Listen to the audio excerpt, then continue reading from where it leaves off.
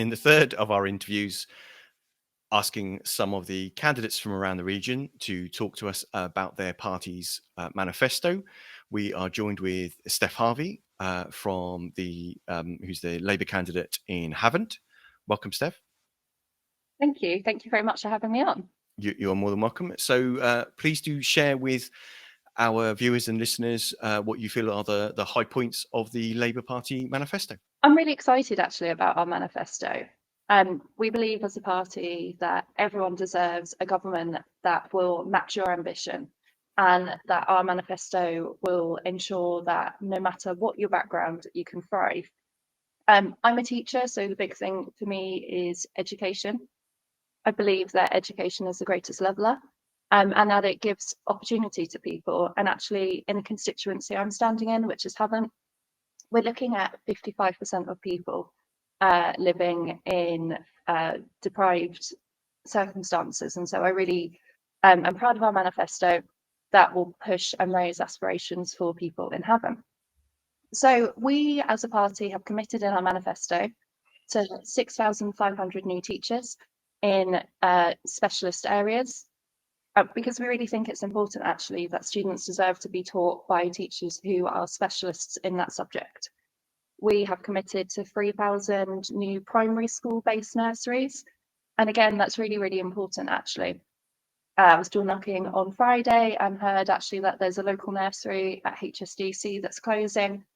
And so there's a shortage of nursery spaces for working parents. So again, I'm really proud that we're championing this because we want to help people go to work. We want to make life easier for parents.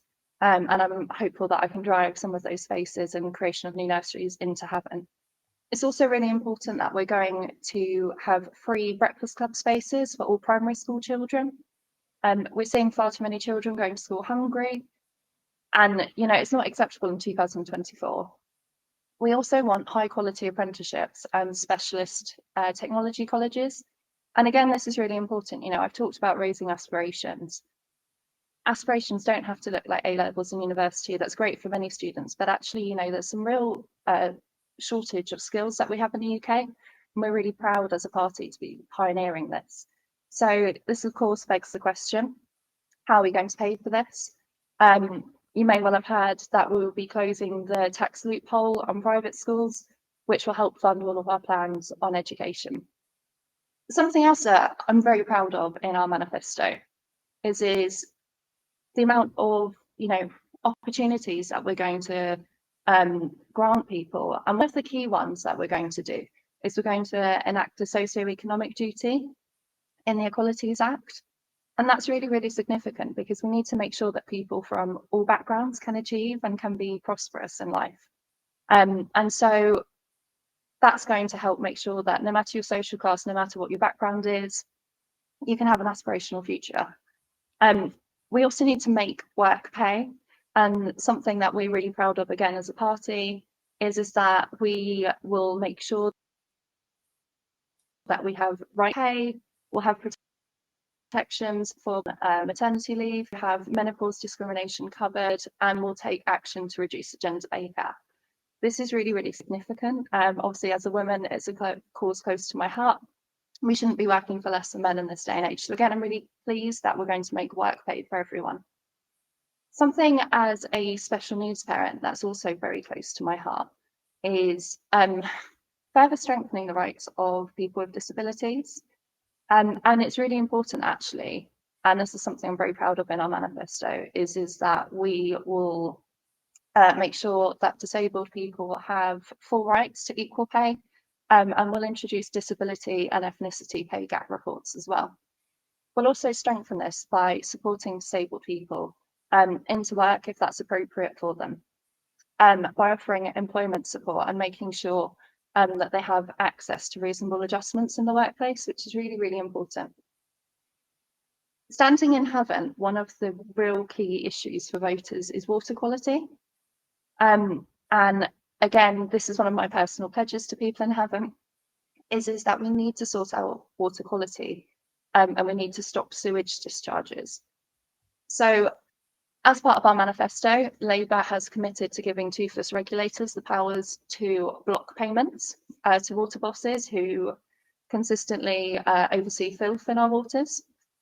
We'll also oversee repeated law breaking. Bosses who oversee repeated law breaking will face criminal charges. And this is again really significant because at the moment, quite often it's cheaper just to dump sewage in the water than it is to pay to dispose of it properly. So we need to make sure that we're closing this loophole. Something else that's very important is that we'll end self-monitoring for water companies. And significantly, we will make sure that water companies have independent monitoring of every single sewage outlet. This is significant because it means companies can no longer cover up illegal sewage dumping.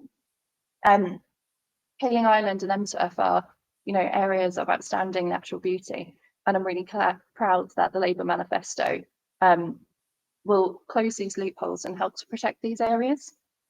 And will also give severe and automatic fines as well to the big bosses, which again, I'm very proud to stand on that platform. The other thing that I wanted to talk about is energy.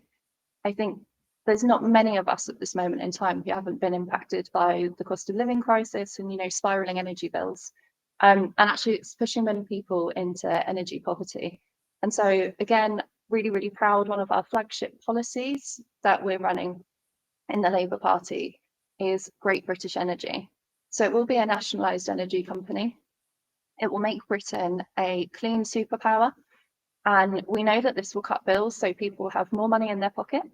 It will create 650,000 jobs, and it will deliver energy security with cheaper zero carbon electricity by 2030. Now, this will be paid for by a windfall tax on gas and oil giants, because we believe that working people should have more money in their pockets, and it shouldn't be, shareholders profiting at the expense of the everyday person. And again, something that I'm really proud of in this part of our manifesto is the commitment to create 650,000 new jobs. So we have a real opportunity here to be innovators, like with the COVID vaccine, for example, because if we don't innovate and invest in clean zero carbon electricity, we'll end up buying these solutions. So let's create British jobs and let's add to our economy. That's a really significant part of our manifesto. And the last point on this as well is that we have our warm home schemes, and this will help people to insulate their homes. Now, the way in which this is going to be paid for or funded is that there will be government-backed grants which will be available, as well as low interest loans. And again, this is a short-term solution to spiraling energy costs. We hope the uptake on this will be great. We also know it has a positive impact on the environment. And those are some of my favourite parts of our manifesto there. Yeah, thank you. So I think for me, the big thing in Havant is Havant has never had a Labour MP, and they've also never had a woman. So it feels quite significant to be standing on this platform. The big thing for me is because it is such a safe seat in Havant, many people, we have really low voter turnout. And so one of my key pledges that I'm offering people is that I will have an open door office. I want to make sure that people feel able to vote. I want them to make sure that they feel able to contact me.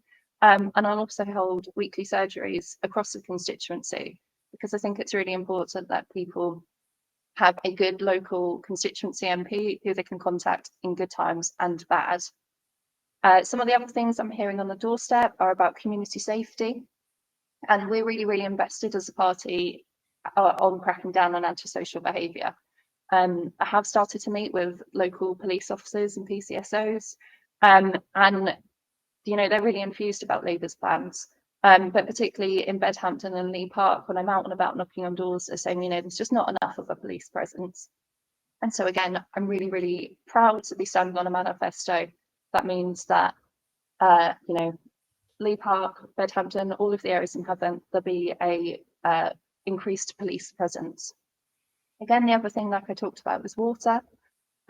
So water is a real issue in terms of water infrastructure. It can't cope with how many houses are being built in Havant.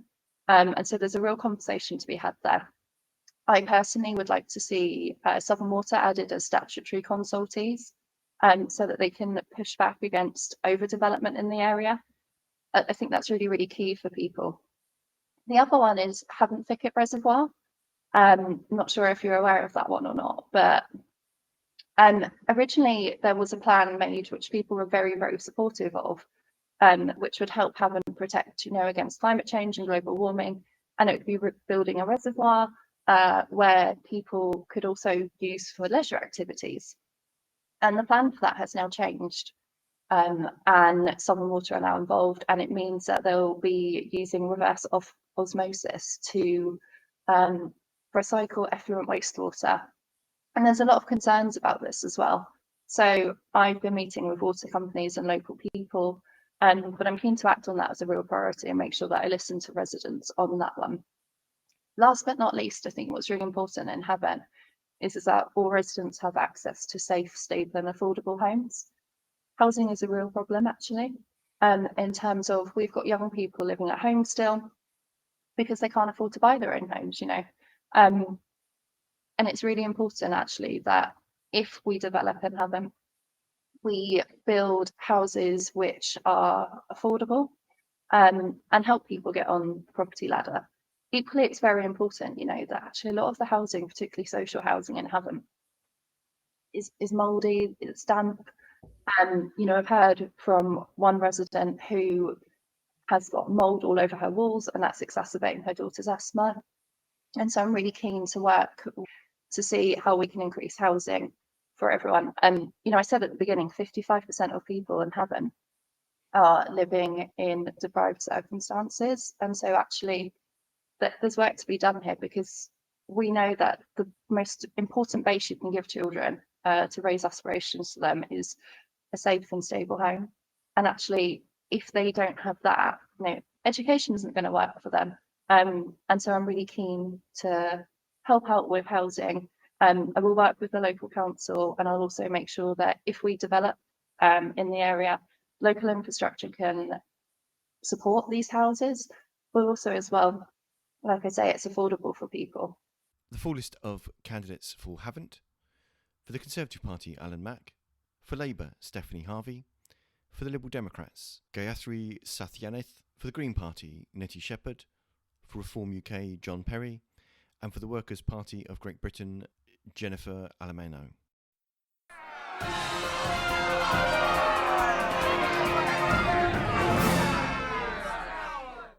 Thank you for listening to this episode of the Pompey Politics Podcast.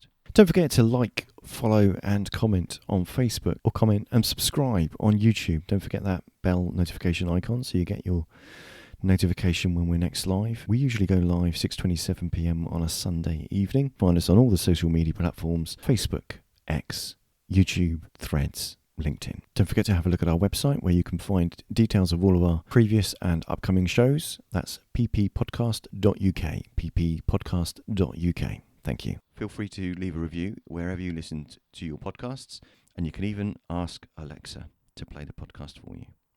Alexa, play the latest episode of the Pompey Politics Podcast. Getting Pompey Politics Podcast from Amazon Music. Alexa, Playing the latest episode. stop.